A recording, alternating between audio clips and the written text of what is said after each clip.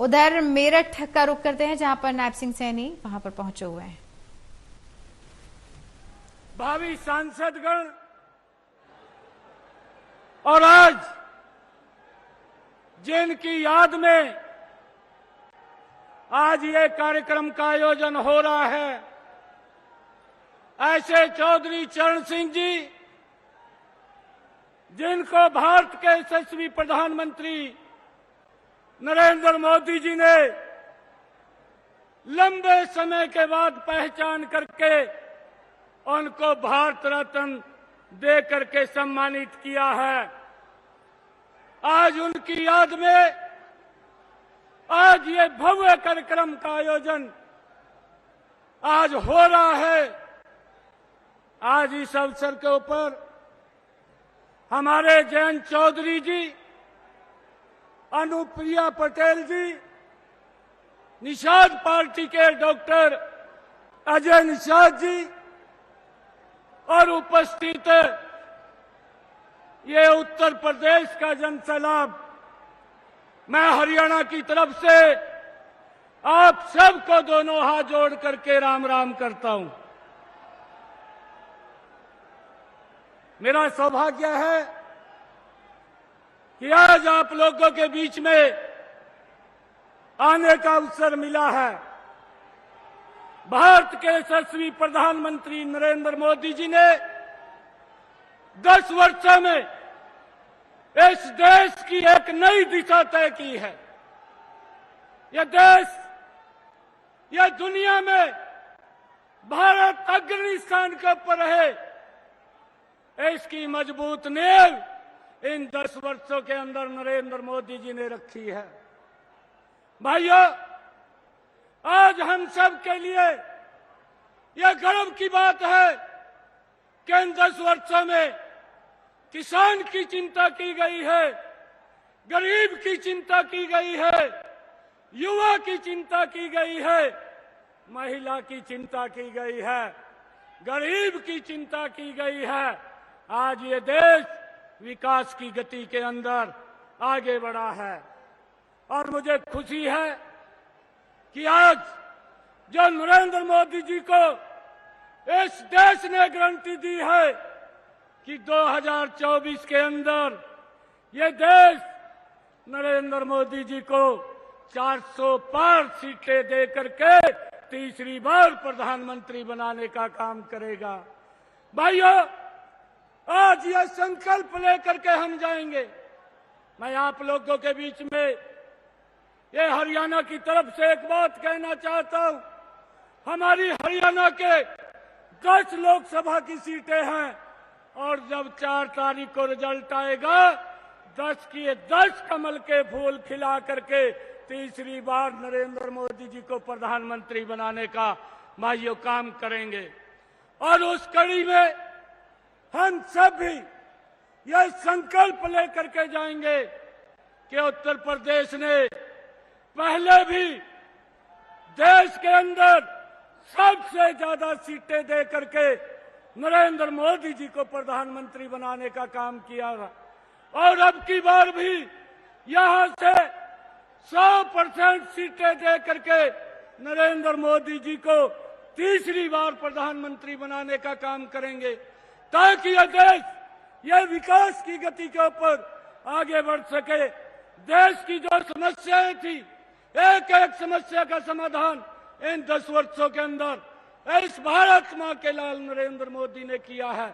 आइए हम सब मिलकर के आदरणीय नरेंद्र मोदी जी को मजबूत करें और कमल का बटन दबा करके सबसे बड़े मैंडेट से, क्योंकि उत्तर प्रदेश आदरणीय प्रधानमंत्री जी का बहुत आप लोग प्यार करते हैं, आदरणीय योगी जी को प्यार करते हैं और यहां से एक तरफा बहुमत कमल के फूल को जाए। मैं आप सबका बहुत बहुत धन्यवाद करता हूं। इन्हीं शब्दों के साथ जय हिंद, जय भारत, जय भारत मां। आयोजित चौधरी चरण सिंह गौरव समारोह में आदरणीय प्रधानमंत्री जी विराजमान हैं।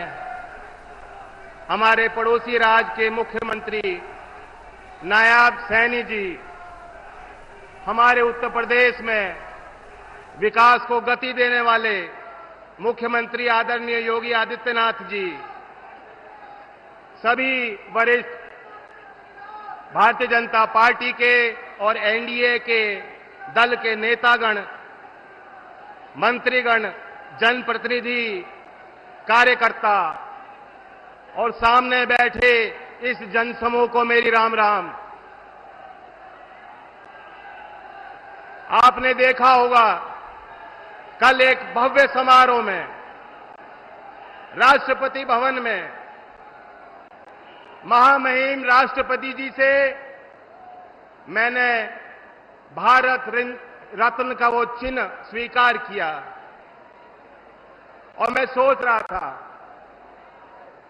वह चिन्ह मेरे हाथों में गया, वो प्रतीक, वह सम्मान, लेकिन वह असली गाड़ी कमाई देश के किसानों की है, कमेरों की है, उस नौजवान की है जो अपना सब कुछ दांव पर लगाकर भारत की सेनाओं में सेवा करता है, उस सामाजिक कार्यकर्ता की है जो देश में सबसे गरीब और वंचित वर्ग के उत्थान के लिए मेहनत करता है,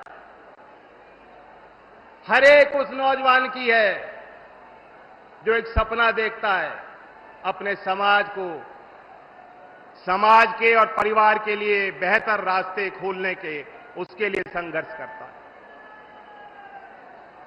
आपको और हमें आज देश जिस पड़ाव पे है सोचना होगा, और खास तौर से मेरठ वासियों को कोई तो कारण होगा कि देश के प्रधानमंत्री जी ने भारत रत्न के उस कार्यक्रम के बाद पहला पड़ाव था, तो उस पहला पड़ाव उन्होंने मेरठ की धरती को चुना कि मेरठ के लोगों के पास में जाऊं और देश के लिए अपना संदेश दूं। मैं आपको जानकारी भी देना चाहता हूं, कल जब वो समारोह समाप्त हुआ तो अल्प समय व्यक्तिगत मेरी भेंट प्रधानमंत्री जी से हुई और उस कम समय में भी किसानों के प्रति उनकी चिंताएं उन्होंने जाहिर की। उन्होंने मुझे बताया कि किस तरीके से चौधरी चरण सिंह जी को वो मानते हैं, और मैं समझता हूं कि इसलिए भी हमें खुश होना चाहिए कि मेरठ चौधरी साहब की कर्मभूमि है। हम और आप इस बात को जानते हैं कि अगर प्रधानमंत्री नरेंद्र मोदी जी नहीं होते तो भारत रत्न का सम्मान धरती पुत्र चौधरी साहब को मिलने वाला नहीं था। ये निर्णय, ये साहसी फैसला, ऐतिहासिक निर्णय आपके सम्मान को आगे बढ़ाने के लिए प्रधानमंत्री जी ने इसलिए भी लिया, वो भी जानते हैं चौधरी साहब का कितना बड़ा योगदान राष्ट्र निर्माण में रहा। वो ये भी जानते हैं कि चौधरी चरण सिंह जी गुजरात को अपने आध्यात्मिक और राजनीतिक जीवन शैली की पीठ मानते थे। जो भी समाज सुधार का काम चौधरी चरण सिंह जी चाहते थे करना, वह उन्होंने दयानंद सरस्वती जी से सीखा और उससे उनसे प्रेरणा ली। हीरो वर्शिप एक मॉडर्न टर्म है। यहां भी मैं बैठा बैठा देख रहा था, प्रधानमंत्री जी का नाम सारे लोग बार बार, एक गूंज उठ रही थी, उनका नाम बार बार नौजवान ले रहे थे कि नहीं ले रहे थे? फिर सुनाओ, ले रहे थे कि नहीं ले रहे थे? ये भी एक गहरे विश्वास का प्रतीक है, इसे हीरो वर्शिप भी कह सकते। इस हीरो वर्शिप से चौधरी चरण सिंह जी भी अछूते नहीं थे। एक ऐसे नेता थे जिनको चौधरी चरण सिंह जी अगर आदर्श मानते थे, वो थे सरदार वल्लभ भाई पटेल। और इसलिए इस नाते को प्रधानमंत्री जी अच्छी तरह भली भांति समझते हैं और उनकी मंशा है।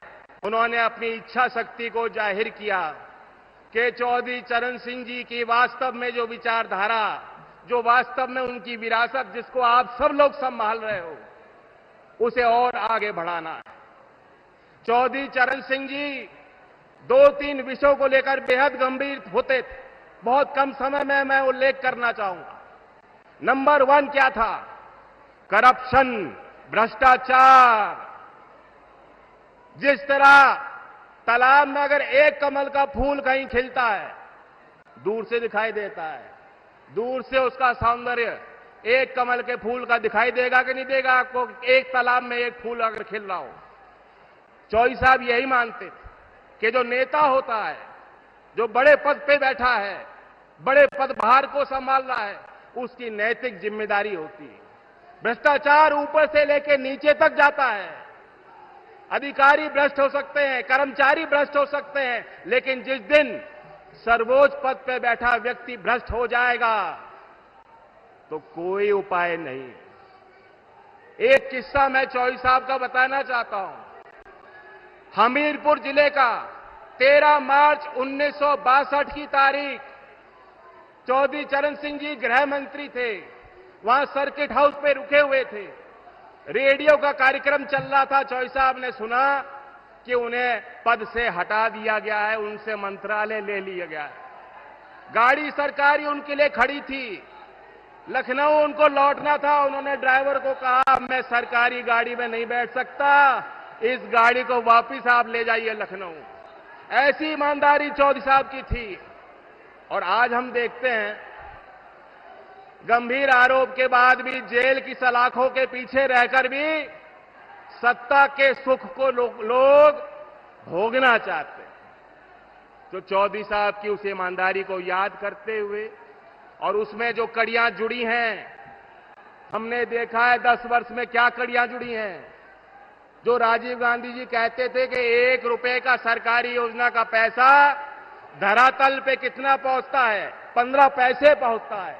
आज हम देखते हैं केंद्र सरकार कोई निर्णय लेती है, कोई प्राथमिकता बनाती है, कोई योजना बनाती है, कोई निवेश करती है, तो सीधा लाभार्थी के खाते में पैसा जाता है। मैं पूछना चाहता हूं, यही तो चौधरी चरण सिंह जी की ईमानदारी का प्रतीक है। यही उनके ईमानदारी और नैतिकता का बढ़िया उदाहरण जो सरकार करके दिखा रही है। और फिर चौधरी साहब जातीय भेद के खिलाफ थे, लिंग भेद के खिलाफ थे, और वे चाहते थे किसान, क्योंकि उस समय के देश में गांव और किसान देश की जड़ों में था। मुख्य धारा में अगर किसान नहीं खड़ा होता, गांव का विकास नहीं होता, तो देश आगे नहीं जा सकता। उसी उद्देश्य के साथ एनडीए को ताकत देने के लिए हम उम्मीद करते हैं कि मेरठ अपनी बड़ी भूमिका को अदा करेगा। 2014 में भी प्रधानमंत्री जी ने चुनावी अभियान की शुरुआत मेरठ की धरती से की थी, और आज हम सब लोग मिलकर बहुत उम्मीद के साथ आए। मेरठ अकेला जिला ही नहीं, कई क्षेत्रों को प्रभावित करता है। लोकदल वाले लोग जानते हैं कि चौधरी चरण सिंह जी आपसे चंदा लेते थे मेरठ के लोगों से और ओडिशा तक चुनाव लड़ते। तो जहां मेरठ तय करेगा, तो जो नारा दिया है उत्तर प्रदेश की 80 सीट और देश के अगले चुनाव में 400 पार का नारा पूरा हो जाएगा।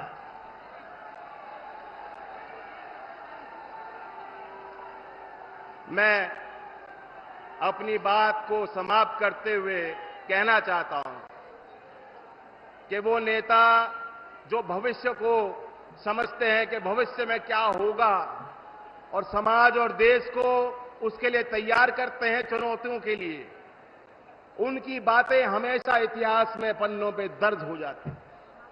आने वाले समय में जब अवलोकन होगा इस दौर का, जो तीसरा बड़ा मैंडेट देश की जनता मोदी जी को और एनडीए को देने वाली है, तो कहा जाएगा, क्या जानो तुम अपने दौर से कितना लड़ा हूं मैं, समय की भीति पर काल का एक पत्थर सा जड़ा हूं मैं। धन्यवाद। जय हिंद, जय भारत, जय किसान, जय मजदूर।